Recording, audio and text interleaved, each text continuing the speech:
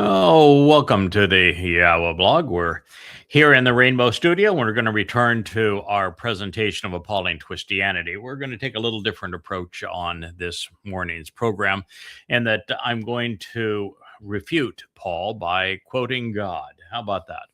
The first citation will be from the 19th Mizmowr, known to many of you as a psalm.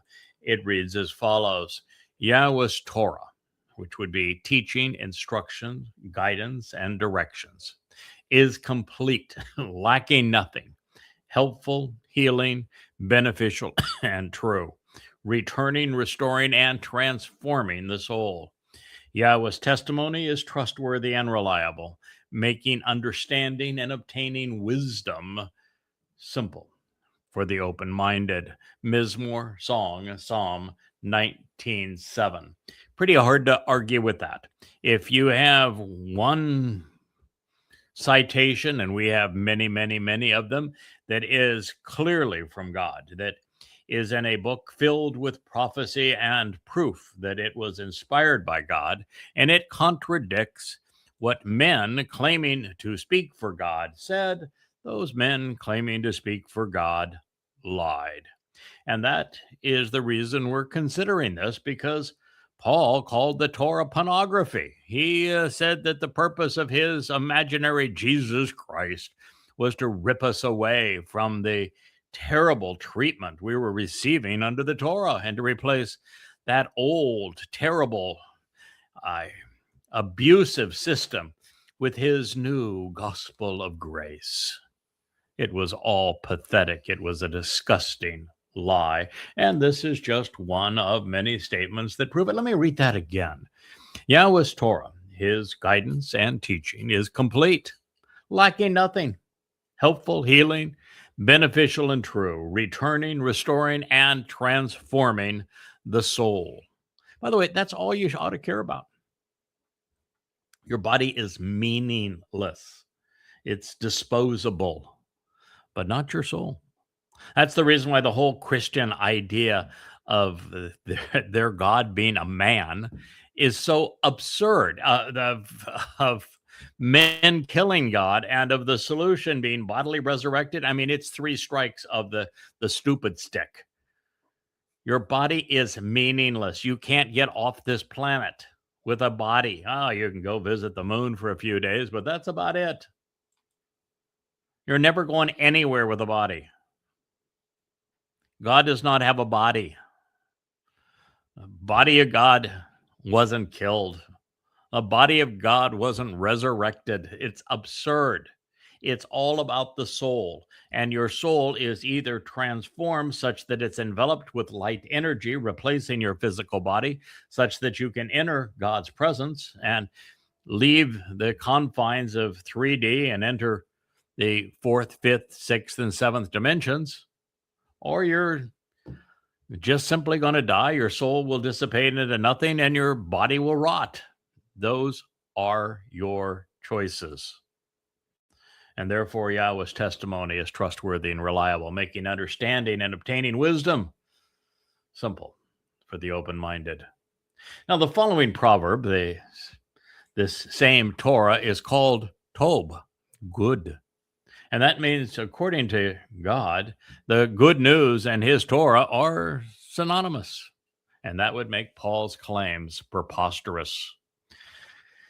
Consistently listen, children, to the correct and disciplined instruction, Mutsar, of the Father, Ab, and pay attention so as to know and appreciate, Yada, understanding and discernment, making the proper connections to comprehend. For indeed, such teaching and learning, instruction and direction are good, they're beneficial and helpful. For this reason, I have given you my Torah.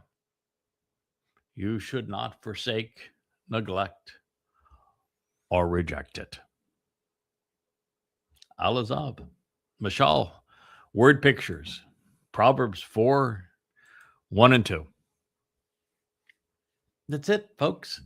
You can't plaster a New Testament on top of what you're calling an Old Testament when your New Testament contradicts and condemns everything that came before? You want to create a God-forsaken religion? Be my guest. I don't care. But if your God-forsaken piece of crap religion is going to claim the inspiration of the God that it contradicts, then I've got a dog in that fight.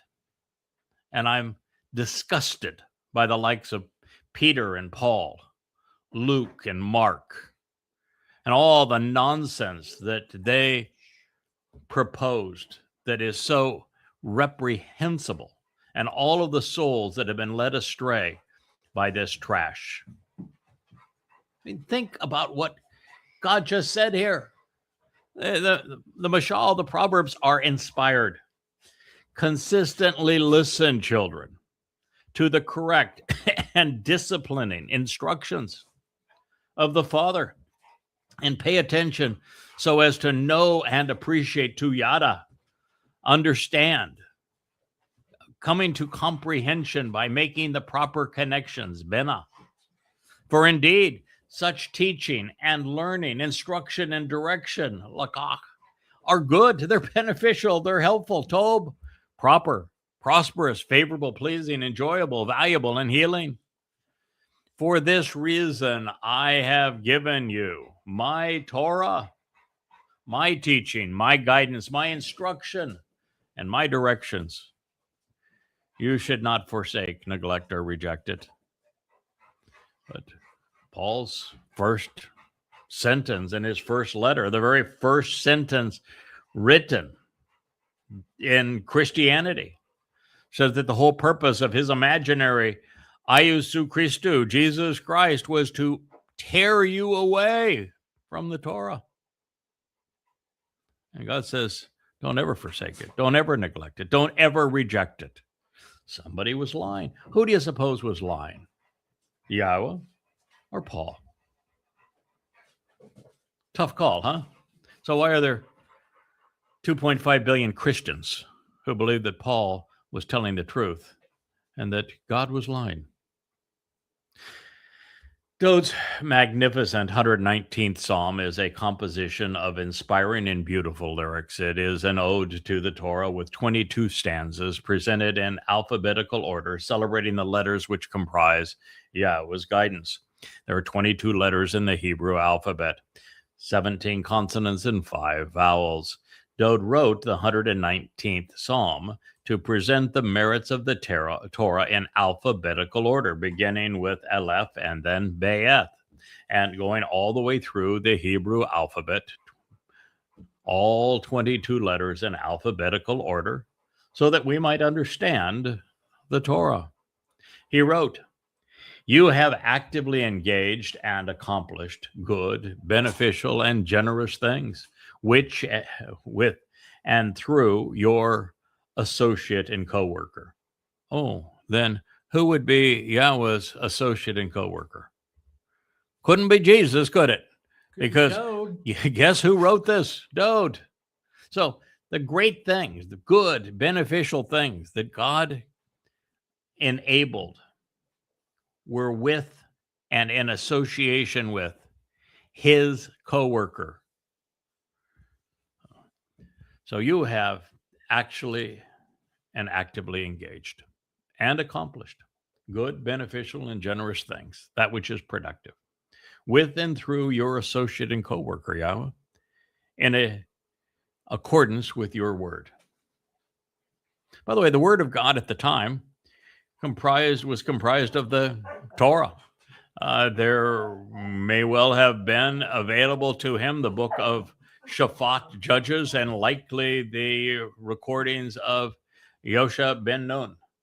And he was receiving the updates that are now presented and lived his life in the midst of what is now recorded in the books of Shamuw'el. But that was it. That was the word of God. And the word of God, the centerpiece of it, is the Torah. The good and positive aspects associated with exercising good judgment, The whole process of informed and rational decision making, tamam, leading to understanding based upon knowledge, dayath, teaches me so that I will benefit by choosing to respond appropriately. Tob is good, that which is positive, productive, beneficial, healing, beautiful, agreeable, pleasing. Good judgment as a result of informed, rational decision making is from tamam. Understanding, imperial knowledge, is based upon dayath. Have you ever heard that word before? Yep. Yeah, dayath. Dayath is introduced to us in the Torah in conjunction with one of the two trees. It is the Etz Dayath. It's the tree of knowledge. And dayath is represented to us as one of the seven spirits of the Towrah. The Towrah is also presented as a tree. It's the limb of a tree is what Towrah means, and it's described as an observant branch, a netzar.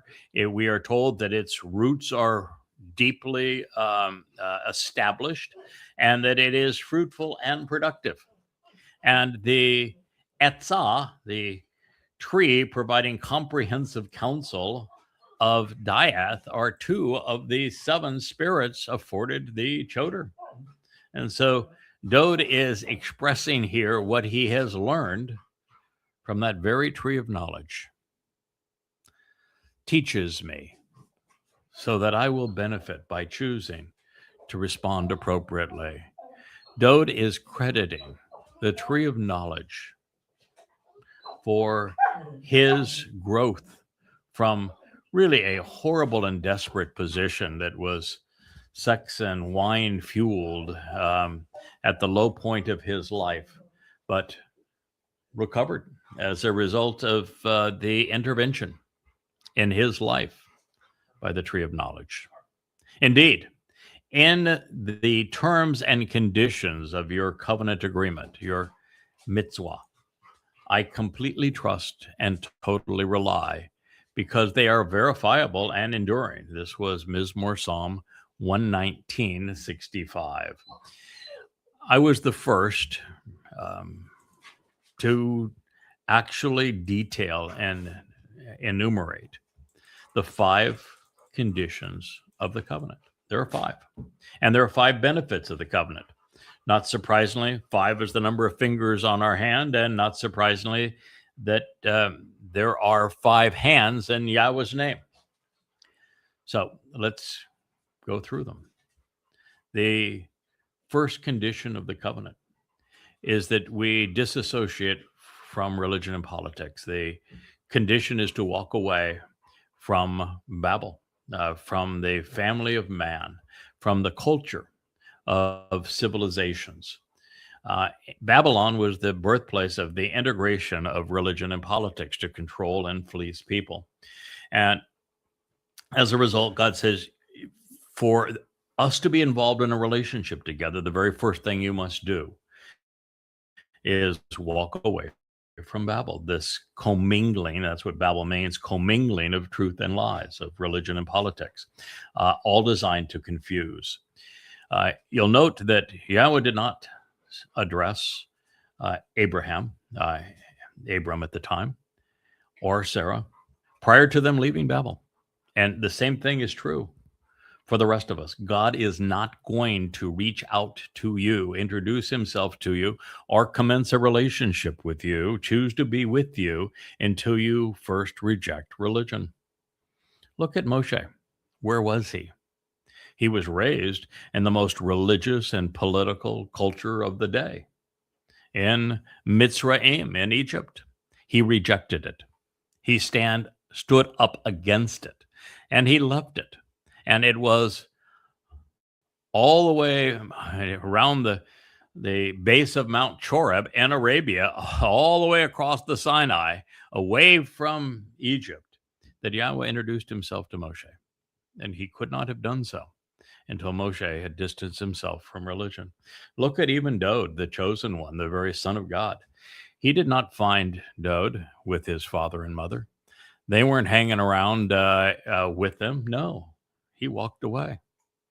He was not part of that community of Israelis that had become like Goyim in their veneration of Sha'uwl as king. Nope, he was apart from all of that, hanging around in Bethlehem, tending sheep at 8 years old, all by himself. His father was a creep. His mother is unknown. So it's a pretty interesting instruction, isn't it? God followed through on it. He's consistent with it. When we first met, at least in this life, I had rejected religion and politics. It is a prerequisite. The second, God asks us to walk to him so that he can perfect us. And I'm always cringe a little when I say this, perfect us. It's really more so that he can complete us, so that he can completely remove our guilt. And the way that he goes about doing that is he had his beloved son, Dowd, fulfill matzah after Pesach, carrying our guilt into Sheol to deposit it there, never to be seen again. And in that process of carrying our guilt into Sheol, we are completely clean from God's point of view, and therefore totally innocent. And so God is asking us to allow him to perfect us. Now, this is participatory. We must come to embrace not only this condition of the covenant, but also answer the invitation of Pesach, Matzah, and Bikurim, where this takes place. And to do that knowledgeably, beneficially, we must know what Pesach, Matzah, and Bikurim represent, how they were fulfilled, and how we go about capitalizing upon them. And for that knowledge, this 7-step path that Yahowah introduced for us to be part of his family, it was showcased in Mitzrayim with the first Passover causing the door to life to be opened. And the children of Israel, however, did not leave Mitzrayim, Egypt, on that day. No, they left on matzah, separating themselves from the imposition of religion and politics.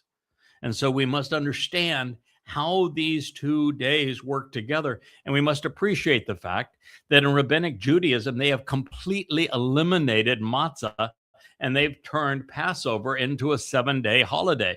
God's view is entirely different. From God's point of view, the celebration, the chag, is matzah. And Passover just happens to be the first day of chag matzah, with firstborn children being the third. So if you're going to be part of God's family, you need to walk to him in a manner that enables him to completely free you from your guilt. And this occurs during the celebration of Chag Matzah, which Dowd, as the chosen one, as the Son of God, as our Messiah, fulfilled in his second of 3 lives when he took our guilt away from us and deposited it in Sheol, which is akin to a black hole, so that it is never seen again. Yahowah then asks us to totally trust and rely upon him. Now, to do that, you have to know him. You need to know what he is offering, what he expects in return. You have to know his name. You have to know his instructions. You must know his teaching, his guidance. And you must also let go of the other remedies that man has foisted in competition with God for human protection. It's actually for control, religion and politics. So rather than trusting your military, rather than trusting your government, rather than trusting your political party, rather than trusting your religion, you have to stop trusting them and trust and rely entirely on Yahowah, which can only be done once you know who he is and have an appreciation for what he is offering and asking in return.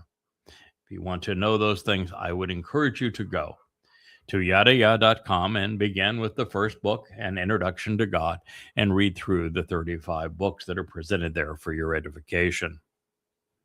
The fourth condition of the covenant is to observe, closely examining, and carefully considering these very terms and conditions I'm sharing with you, and understand how they are integrated into the fulfillment of the Moed Mikra, of which there's 7: Pesach, Matzah, Bakodim, Shabuah, which is upcoming, Towrah, which will be the first of the 3 celebrated in year 6000 Yah, just 7 years from now, Towrah, Kippurim, and Sukkah, where on Yom Kippurim, Yahweh returns with Dowd, the Messiah and King, and on Sukkah, we re-enter the Garden of Eden and have 1,000 years to demonstrate that we can be trustworthy and reliable in God's sight.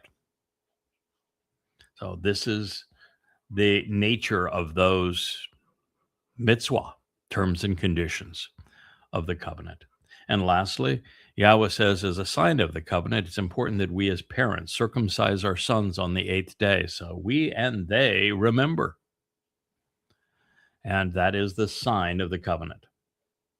God also will go as far as to say that if you're not circumcised, you cannot participate in Passover.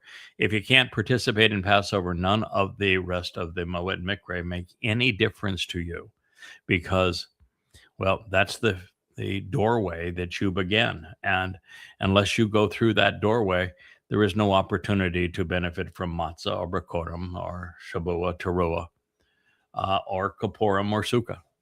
So you must begin at that place, and you cannot begin at that place if you are not circumcised. And for women that are wondering, well, what's my requirement? It's to raise your sons to be, and daughters to be, part of the covenant, to remember it by doing this.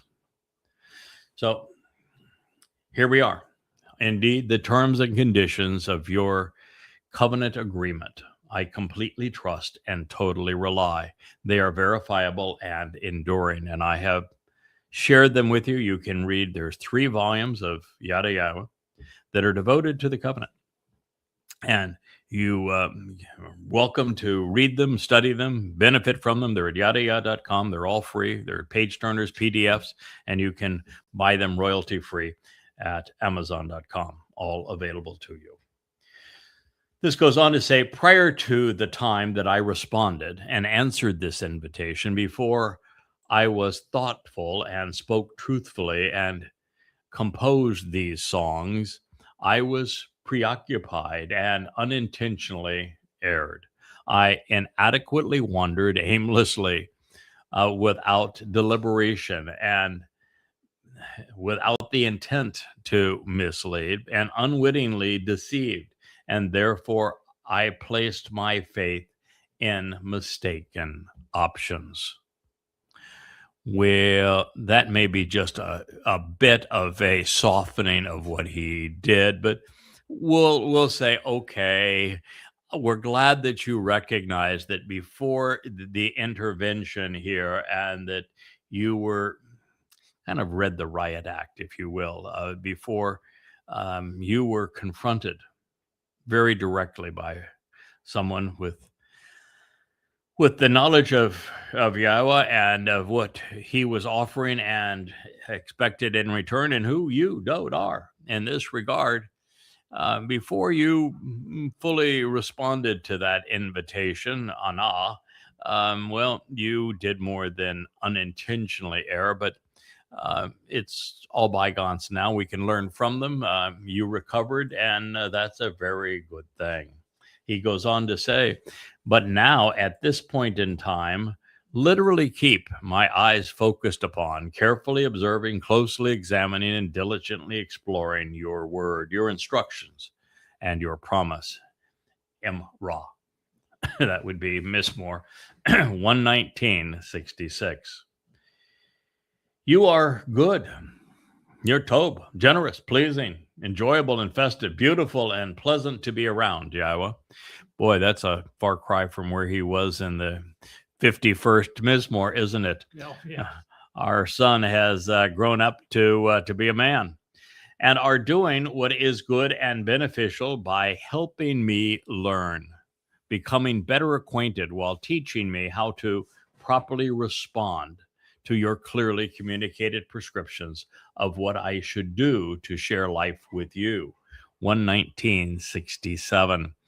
Once again, it has become apparent to me, and we've been speaking of this in our upstairs library studio as we develop the last word picture, that most of the Mizmowr that Dowd wrote, he wrote late in his life, after he fell precipitously and was lifted back up by being taught clearly and unambiguously by a surrogate mother and father who shared with him exactly who he was, what he represents, what he would accomplish, and what Yahowah was trying to achieve with him, such that he changed his attitude.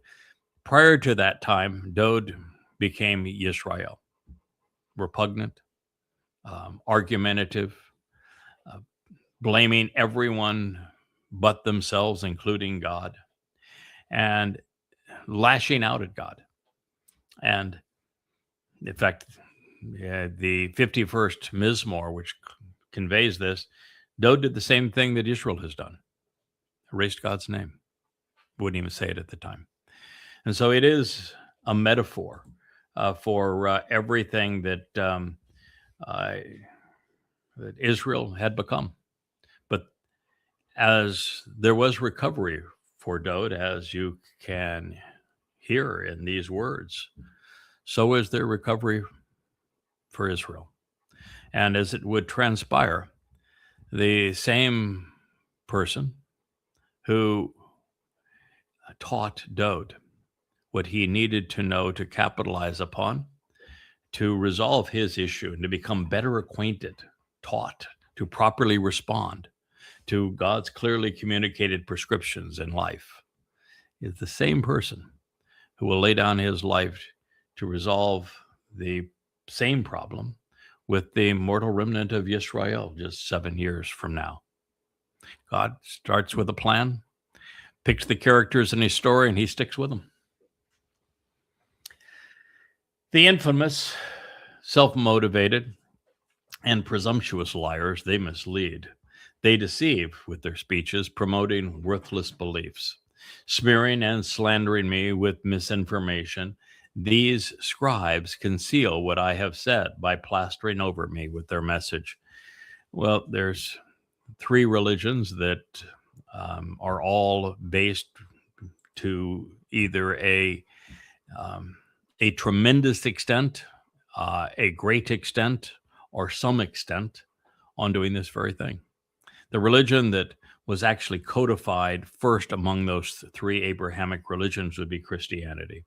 You see, Judaism, as we know it today, didn't exist until Rabbi Akiba founded it in the 2nd century. Christianity was created by Paul in the 1st century, beginning with his letter to the Galatians. And it is Paul who claims that Dowd, was dead and buried and therefore excluded from heaven. And as a result, that it was appropriate to steal all of the titles and accolades and achievements of Dowd and slather them onto his caricature of Jesus Christ, someone who never actually existed.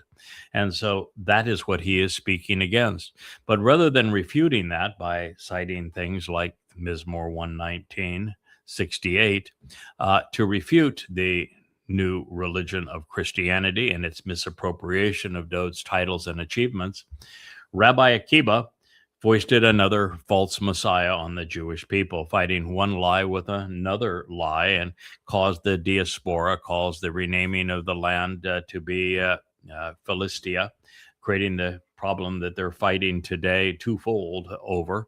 And so the father of Judaism became a great deceiver, trying to deceive to take attention away from Paul's deception.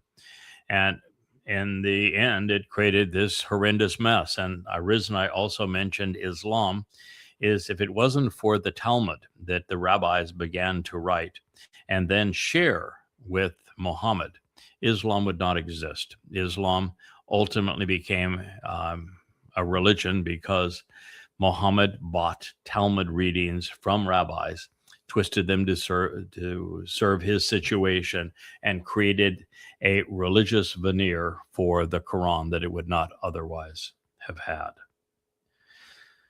And so that is what is being said here, that the infamous, self-motivated, and presumptuous, they're liars. They mislead. They promote worthless beliefs, smearing and slandering me with misinformation. These scribes conceal what I have said, plastering over me with their message.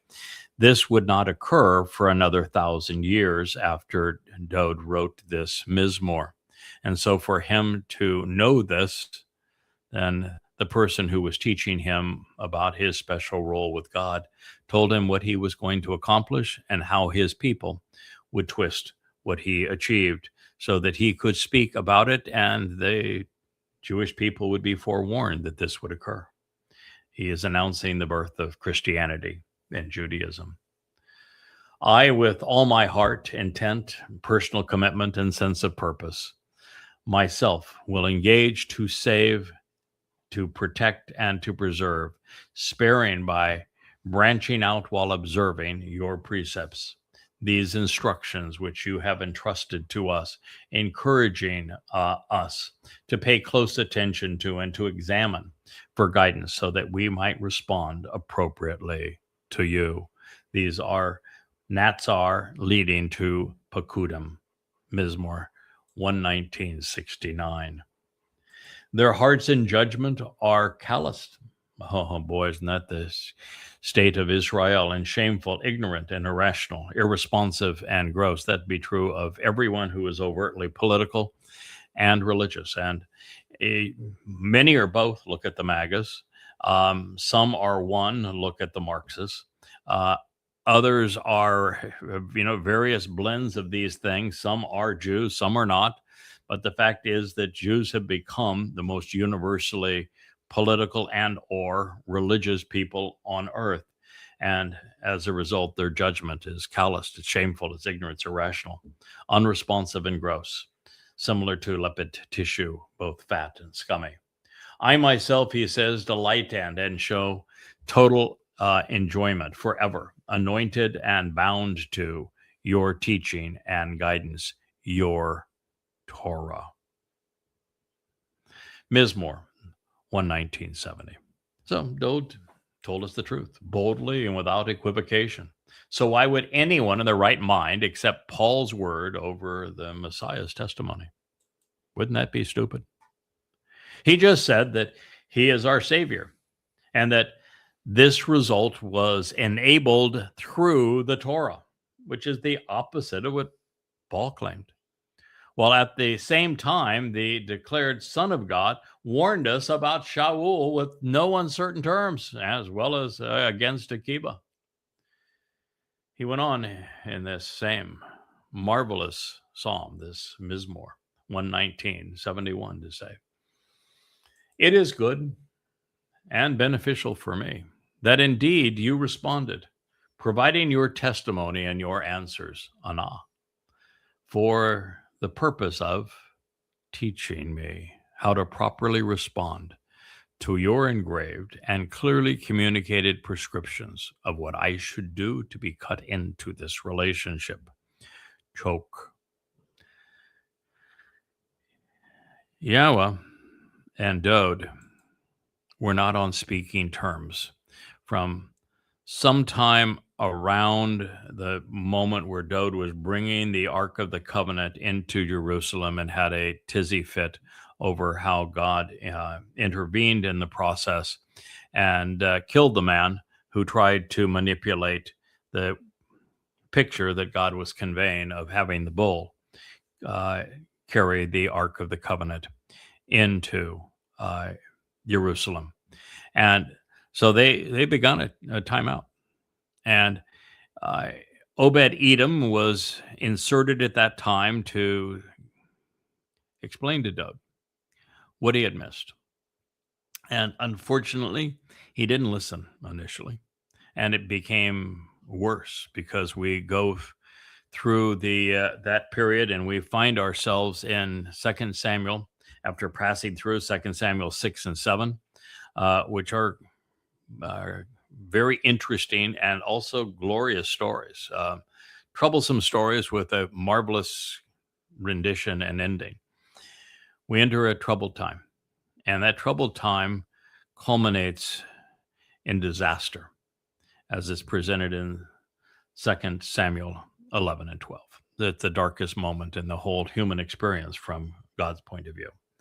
And so after that, we have Dowd's daughter being raped by his son, Dowd's third son, Absalom, killing his firstborn over it. We have then Absalom usurping Dowd's authority by making all manner of claims on his behalf and against his father. And then a coup that most Israel sided against Dowd, and he was run out of town. And it's just a mess.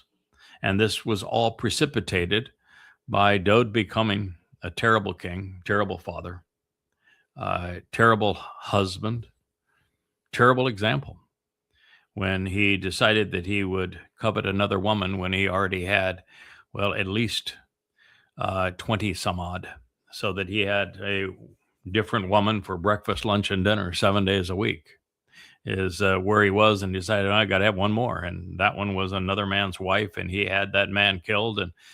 And then rather than own up to it, he doubled down and attacked God over it. Really despicable. And then it's when God re-engaged, not speaking directly to him. He was still speaking through Nathan. He judged him. He rebuked him via Nathan. God and Dowd weren't speaking.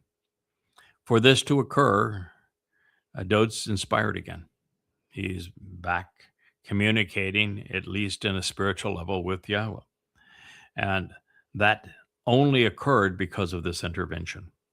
And he is saying, I'm grateful, Yahowah, that you responded, providing your testimony and answers, Anah. And we're just now coming to an appreciation of how that occurred with the man who co-authored the 89th Mizmowr with Yahowah, delivering it to him at this time. And so he provided the teaching on how to properly respond to God's engraved inscriptions for what we should do in life to live. The Torah, he concluded, its teaching, instruction, directed, and guidance of your mouth is better and more prosperous for me than thousands of gold and silver coins. Psalm 119, I shared with you 65 through 72. In that Dowd to David is speaking to, and on behalf of Yahowah and his Torah. His insights and perspective regarding both are relevant to this discussion, are they not? It is little wonder that Yahowah anointed him the Mashiach and refers to him as his beloved son. In the 25th Psalm, we find him saying, and this is important too, the rebellious guilt of my youth. Well, yeah, I'll have to look up Nahum Rim, because when Dowd did the dastardly deed, he stooped to the lowest point in his life. He was 56 years old. Now, is that a young man by the standards of he gets 3 lives, and he is now at the very least 3,000 years old? If he was first introduced to us 3,000 years ago, he's at least 3,000 years old. I can't tell you on that one, but I can tell you that he had a little issue with rebellion, just a touch of my youth. And rebellion, do not remember, as your love and mercy for me is recalled and memorialized. Well, let's just be clear here. At this point in time, God not only didn't forget, he memorialized it. It's there for all of us to read in Shamuw'el, particularly the episode where he had a conniption fit over Yah's handling of the moving of the Ark of the Covenant. And then how God responded so negatively to him over the Bathsheba affair. So the details of all that is known. Dowd's response in his letter that he had the light of Uriah carry to Joab so that he would be assassinated is gruesome. And then his ongoing vitriol against God in the 51st Mizmowr is such that, no, it's known.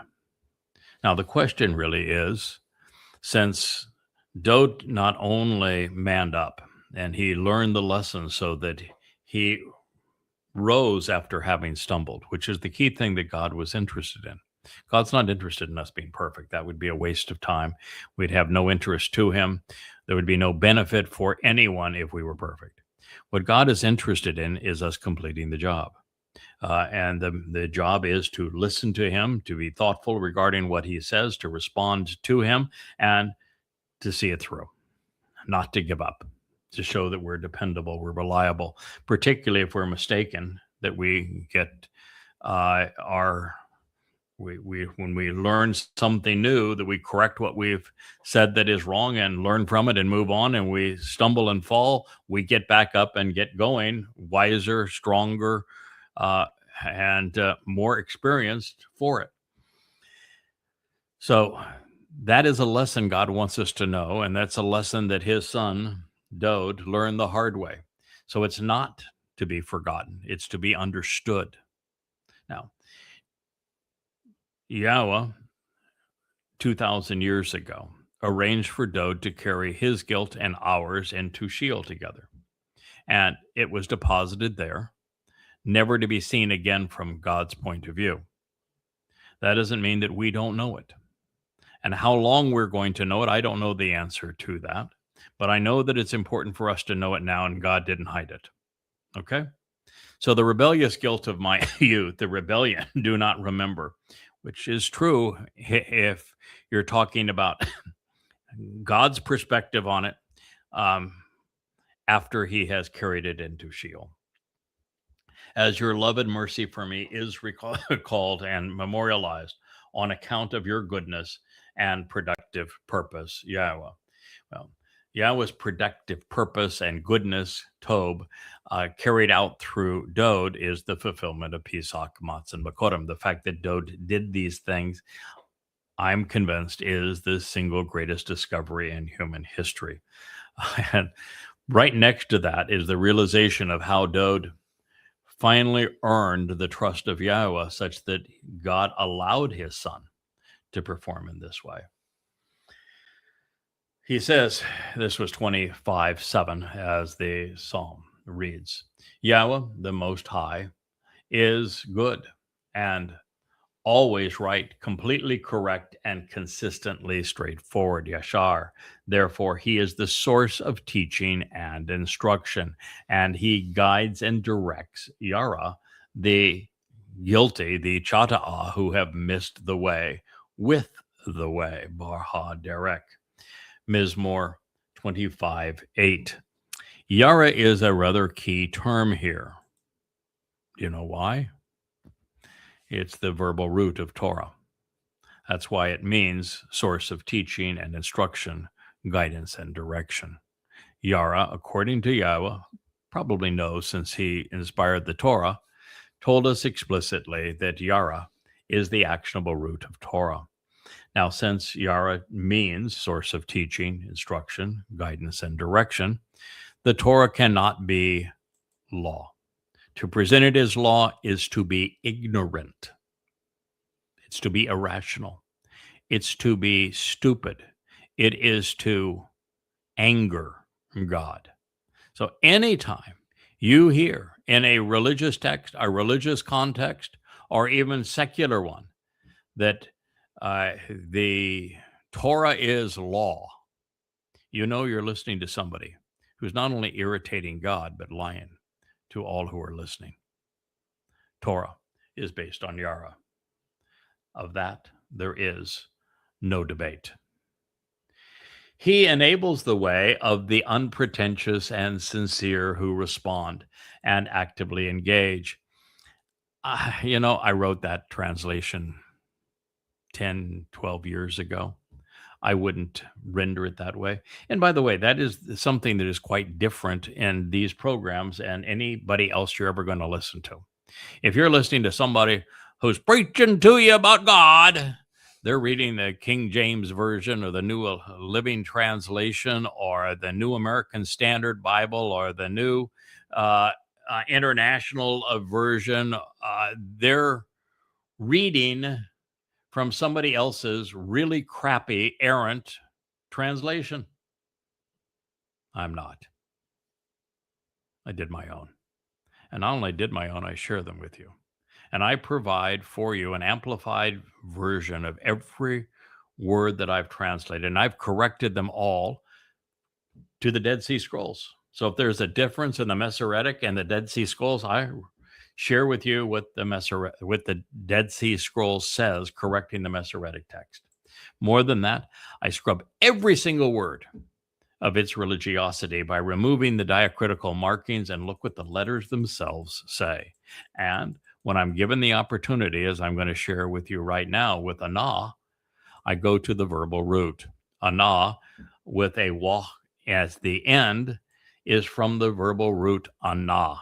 Anah with the hey as the end is one of the most important and repeated of all Hebrew verbs. It has a very simple meaning: answer, respond, reply. So this says that God enables the way of those who respond, of those who answer, of those who reply to him. Now, is there anything that's specifically important that you would respond to? Well, the previous thing was the verbal root of Torah, wasn't it? God's teaching and instruction. That's a good start. How about the fact that God has 7 annual invitations, mikra, in the plural mikre, for you to respond to and reply? When somebody gives you an invitation to a party, what do? Do you throw it away? Do you ignore it? Do you trash it? Or do you respond one way or the other? I'm going to attend. I'm not going to attend. These invitations, the 7 of them, Pesach, Matzah, B'Kurim, Shavuot, Towrah, Kippurim, and Sukkah, they're invitations to meet with God. And yet, fewer than 1 in a million people answer them in accordance with God's invitation. And that's enough. God enables the way through his Torah guidance of those who respond to him. With this means to exercise good judgment to achieve justice by resolving disputes. I explained mitzvah momentarily. This is misfat. Misfat's not tough. It's just mitzvah and misfat are exceedingly easy words to render. Misfat is based upon shafat. And shafat is the Hebrew word to judge, to decide, to render a rational conclusion from the evidence. Mitzvah is from Sarah, which means to instruct. The addition of the M, either as a my or ma sound before shafat or Sarah, means I want you to ponder the implications. It's an interrogatory. And it says, you should ponder the implications. You should question. You should think about. You should want to know the answers pursuant to exercising good judgment, pursuant to the instructions and directions that God has provided. These are not religious terms. They're very specific, thoughtful things that you can process in your mind when you know what the words say. He provides the information to teach, lamad. God wants to teach us. Now, at least he wants to teach those who, anah, respond to his way. There is this mythos that exists among a bunch of misguided people that if someone like Dowd is speaking for God, it's because God did a data dump. He just gave him all the words. Every word that Dowd said would be true. Perfect, true. Not the case. Not the case. Wasn't even the case with Moshe. It isn't the case with anybody. God does not do data dumps. He does learning. He does teaching. He gives us the information that we need to observe, to consider, and to engage with such that we can process it, come to know, come to understand, and then decide based upon the evidence. He teaches. And the process of teaching, and maybe some of you are either grown up in the Gen Z era, or you're so old like me. Well, I'm at least 5,000 years old, so I'm pretty old. I'm actually not kidding here. That you don't remember the process. So let me just explain it to you. You started in kindergarten, and then you went to first grade and second grade. And you may have ended with a college education or even graduate school. You may have written, like I have, 35 dissertations. But the fact of the matter is, you didn't study trigonometry in first grade. You didn't learn the rules of logic and rhetoric, well, at all if you're Gen Z, because they don't teach them anymore. But you would have learned them, a lifetime ago if you're, a seasoned citizen. But the fact is, you don't start there. You start with Dick and Jane, right? You don't start with Shakespeare. You don't start with something that is sophisticated and thought-provoking, because you don't have the capacity to process it. You have to have a foundation. You start in math with just knowing, recognizing the numbers, and then understanding the correlation between numbers, and then being able to add them. And then you learn how to subtract them. Then you learn how to multiply them. Then you learn how to divide them. And then you learn how to correlate various mathematical equations or shapes or concepts around them. You have to begin with a foundation. That's how teaching works. It's something that takes time. It's a disciplined process. You have to engage in it, or it does you no good whatsoever. And the only ones that God's teaching will benefit are those who are responsive.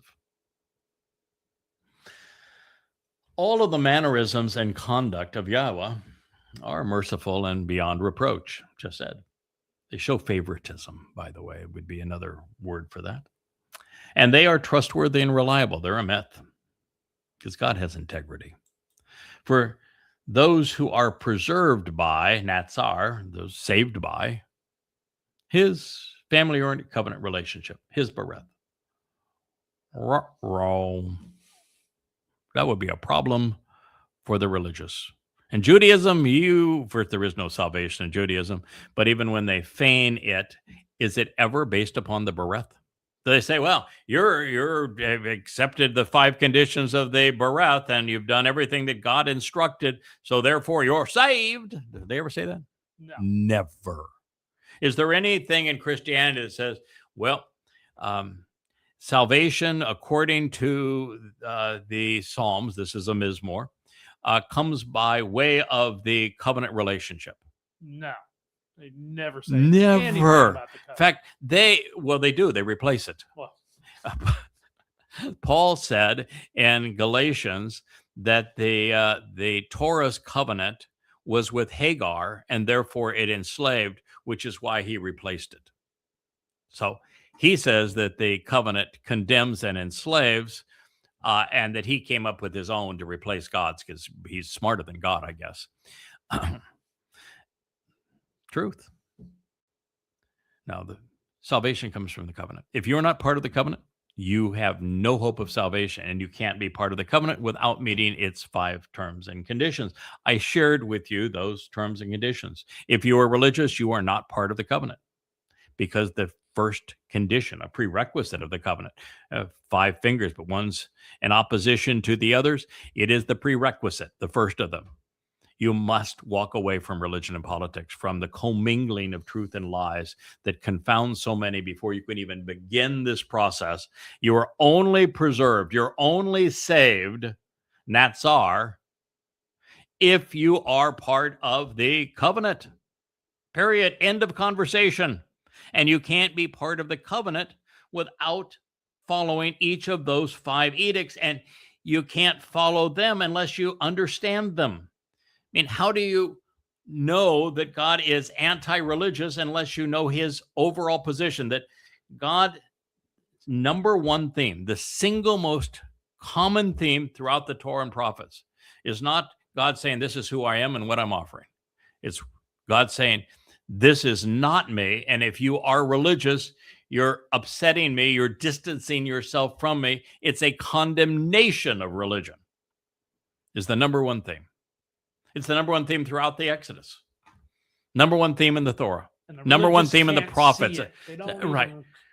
First 10 chapters of Yahowah, the great prophet, is all hammering and condemning religion and politics. All of it.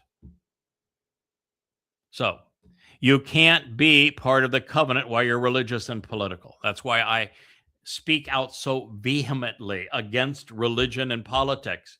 It is impossible for you to be saved without being part of the covenant. And if you are part of the covenant, you have disassociated from religion and politics. You can't even sniff it until you do, which is why we have to condemn it. And the next 2 terms of the covenant require you to walk to God along the path that he has provided to totally remove your religious and political corruption, your guilt, and to trust God in this process. So, until you have done that, become observant regarding these conditions. You can't be covenant, and until you're covenant, you can't be saved. Simple.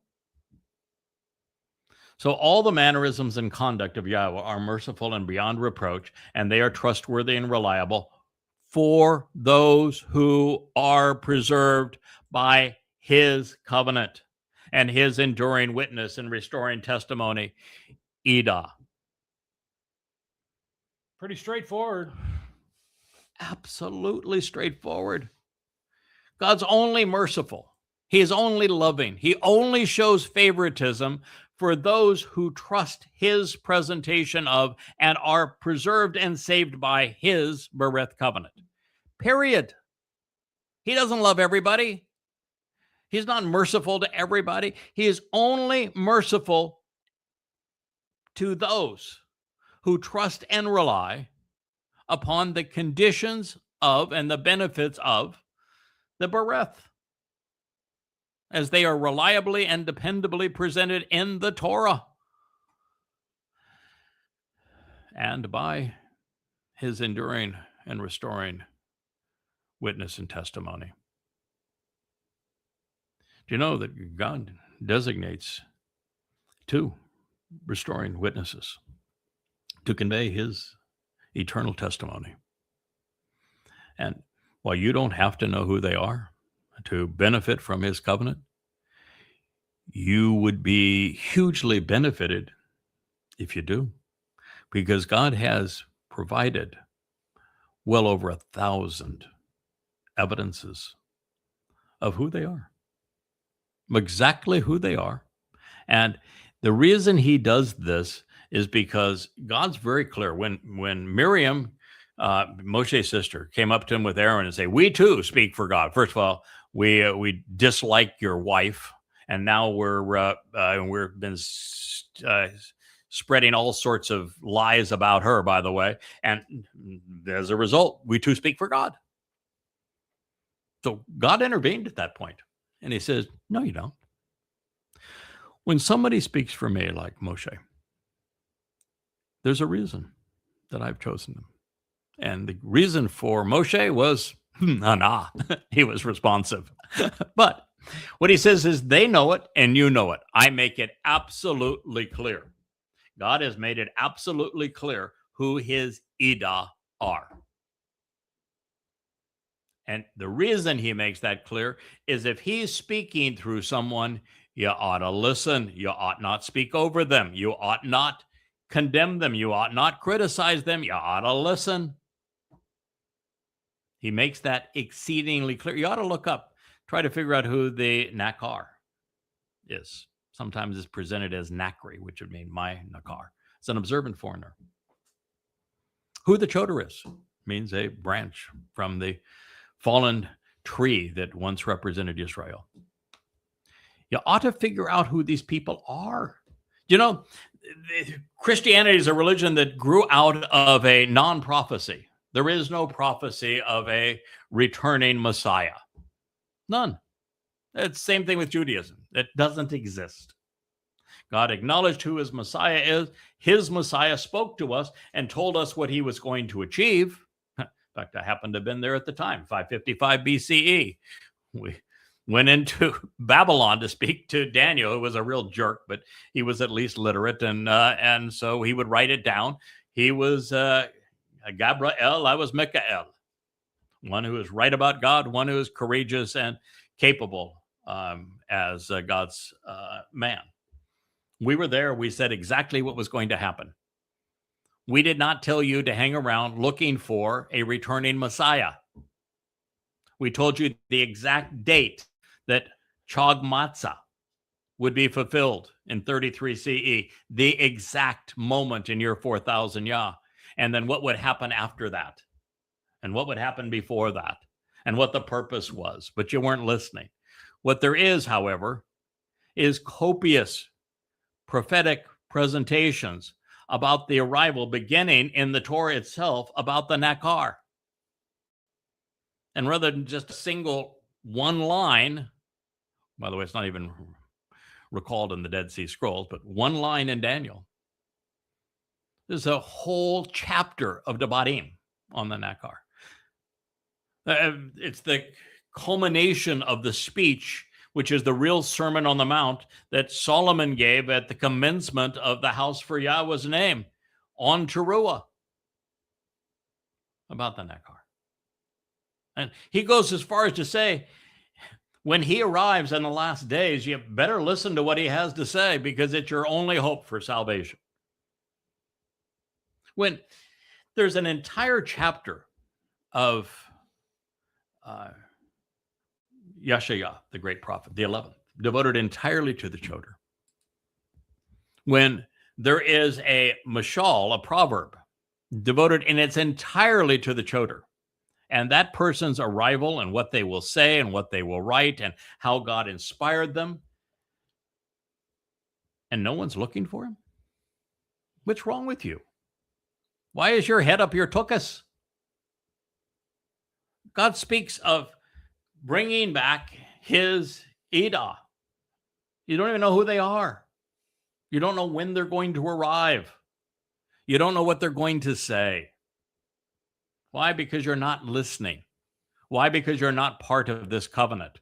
Why? Because you're not responsive. You don't even know Yahweh's name. That isn't true of the family that has gathered around these words, who has read these books, who's gone to yadayah.com and read through most or all of them, and who listens to these thousands of hours of programming and teaching. But it is for all but 1 in a million. It's true. As a result of your name, Yahweh, that is not your name, Lord. It's not your name, God. It's not your name, Hashem. It's not your name, Jesus. It ain't your name, Allah. As a result of your name, your Shem, Yahweh.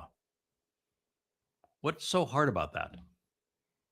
Why did Christians and Jews and Muslims feel at liberty to write Yahweh's name out of their religious texts? What gives them the nerve to do that? It says, as a result of your name, Yahweh. You want to be part of the covenant? You want to be responsive to Yahweh's instructions? As a result of your name, Yahweh, you will genuinely choose to completely forgive, Shalah, my rebellious guilt, which is great. Boy, was it ever. It is only as a result of Yahweh's name that salvation occurs. Otherwise, we die with our guilt and our soul dissipates into nothingness unless you were amongst those that decided that you would take it upon yourself to promote your religious or political ideals. And then you can spend an eternity in Sheol, separated from the rest of us in that black hole. Hey, you'll get to find our guilt. It's there. It won't do you any good, but it's there along with your soul forevermore. It's Yahweh's name. Now, you have to know more than Yahweh's name, but that's a start. If you don't know Yahweh's name, you haven't even started. Hence, whatever individual respects and reveres Yahweh, he will teach and guide him in the way he should choose. We have free will. We do. However, God's not going to approach, to teach, or to guide anyone who does not start with a respect and reverence for Yahweh's name. And if you're one of those people that we don't know how to pronounce it, it's sacrilegious to say it, you're pronouncing it wrong. What gives you the right to say it's be pronounced this way versus some other way? I didn't have my head up my tuchus. I read what God said. Yahweh, when he approached Moshe, told him first and foremost that his name was based on the verb haya. There are 4 letters in Yahweh's name, 2 of which are repeated. And of those 3 letters, 2 of them are in haya. Haya is a verb. It means exist, was, is, will be. It was written in first person, I am, I was, I am, I will be. It was written around my favorite of all Hebrew words, Asher, for the benefit of the relationship, to show the way to get the most out of life, Asher. It's Ihaya, Asher, Ihaya. So with Haya, you know how to pronounce the Yod and the Hey, don't you? Yep. No question about it. No question. What book did Yahweh reveal his name to Moshe in? In the beginning. In the Torah. In the Torah. How do we pronounce, where do we get the O sound in Torah? That would be the Wah. The Wah. That's the only letter that's not in Haya. It's the Wah. Look at Torah. Do you think that nobody knows how to pronounce Torah? Or are you just fooled by the religious because they take the Wah out of it and write it as if it doesn't have a Wah? I'm here to tell you that Yahweh spelled Torah 100% of the time with a Wah. And that's how you get the O sound. And if you don't like that one, what about how do Jews greet themselves? How are they? Yeah, and how long have they said that? Thousands of years. Shalom. Where do you think the O sound comes from in shalom? Wah. The Wah. So, with shalom, with Torah, and with, by the way, with about 1,000 other Hebrew words, and with Haya, and with about 1,000 other Hebrew words, the pronunciation of Yahweh is straightforward. It is irrefutable. The Yod, the He, and the Wah are all vowels. All of them. There are 5 vowels and 17 consonants in the Hebrew alphabet. We even get the word alphabet from the first two letters in the Hebrew alphabet, Aleph and Be'eth. It isn't difficult. The reason it isn't known is because the religious don't want it known. Because if it is known, Christianity evaporates. Because God's name isn't Jesus. It isn't Christ. It isn't Lord. And Judaism goes bye-bye because God's name isn't Hashem. It's not G-D. It's not Lord. It's Yahweh. And that means they lied about the most fundamental of all truths. And so the rabbis can't be trusted. And of course, Islam goes poop for 1,000 other reasons, but God's name's not Allah, it's Yahowah. Hence, whatever individual respects and reveres Yahowah, Yahowah will teach him and guide him in the way he should choose. Basar. Basar is used, Yahowah uses it to describe Dowd as his chosen one. Basar expresses free will. You have a choice. You can respect and revere Yahowah, and he will teach you, or you can choose not to. And once you are receptive to Yahowah's individual teaching based upon recognizing and respecting and revering Yahowah's name, then you can choose whether or not you want to accept his way or not. God's got a way. Pesach, Matzah, B'Kurim, Shabuah, Towrah, Purim, and Sukkah. He has a way. He has a covenant. He has a Torah. He ain't changing any of it for you. You can either accept his way or go bye-bye. Choice is yours.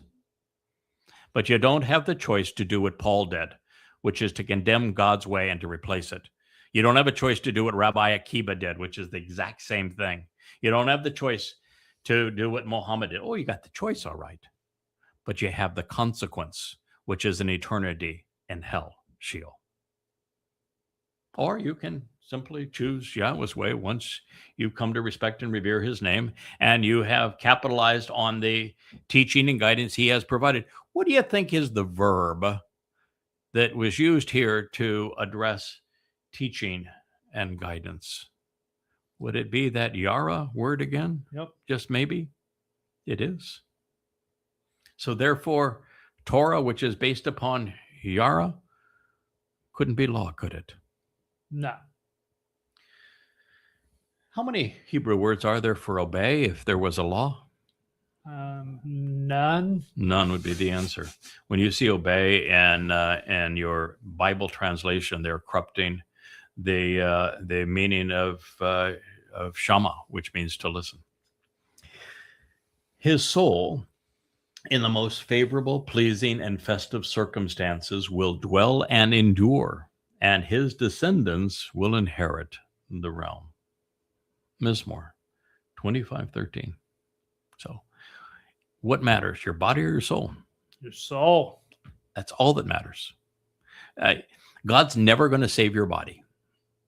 If you really love your body, you're in trouble because it's never going to be saved. God can't do anything with you while you have a body. He can equip and teach your soul so that your soul can be transformed into radiant energy and light and be empowered and enriched and enabled in that way. But your body is meaningless. It's your soul is the only thing that counts. So your soul, in the most favorable, pleasing, and festive circumstances, that's that word tob again. You know, it's not hard to come to understand the words when you know what the word means. Nefesh batob, soul in favorable circumstances, will dwell and endure, Lynn. And his descendants, his seed, his Zerah, will inherit. Yarash means to inherit. Eretz, the realm. Material realm, the world, the earth. Now, this is interesting because what God has to say here is that we're coming full circle. Eden, the Gan Eden, was a microcosm of the planet Earth, which is a protective enclosure conducive to life. And when God caused the fall of man so that we would then have the opportunity to demonstrate that we could be trusted, that we would listen to him, respond to him, and then become reliable with him, that God is reopening Eden. He's going to get rid of all the religious and all the political and all the militaristic and all the conspiratorial and all the anti-Semite. Going to get rid of all of it. And then he is going to allow us back into Eden, have 1,000 years where all of those who have not already become covenant have the opportunity to inherit the entire earth. The entire planet is going to be depopulated by a lot. It's only about 1 in a million people that are going to avail themselves of this. And then during that time, we have the opportunity to teach you how to respond properly to God. and you're going to inherit the realm, the material realm. And ultimately, we inherit all of the material realm, which would be the entire universe, all 6 dimensions of it. A very close and intimate fellowship with Yahowah is certain for those who respect and revere his covenant. And he makes known to him, Yada. So, God is offering a close and intimate relationship. And it is certain for those who revere and respect Yahowah, such that you listen to what he has to say. If you respect him, you're going to listen to what he has to say. If you respect him, you're going to respect his name. If you respect him, you're going to closely examine and carefully consider his Towrah instructions and the insights that he has provided through his prophets, and you're going to respond accordingly. That's what's going to happen. And if you do those things, it's going to lead you directly to his covenant, Bereth, where you become part of his family. All things that Yahowah makes known via Yada. Yada, yada, yada. That is God's messenger at the moment. Mizmowr Psalm 25, and I shared all the way through 14. We have lots more to consider, and we will in our next program. I love sharing the word of our God. I love sharing Yahowah's name. I love anytime there is an expression of the importance of the Bereth, the covenant relationship that God has established for us and has invited us to participate in. Anytime there is a discussion on Towrah, God's instructions and guidance, we are all in and enthusiastic. So while this is Appalling Twistianity, sometimes what we do is we go to the very word of God so we can show the difference between God's teaching and guidance and Paul's religious rubbish. So I hope you enjoyed today's program. I thank you for listening.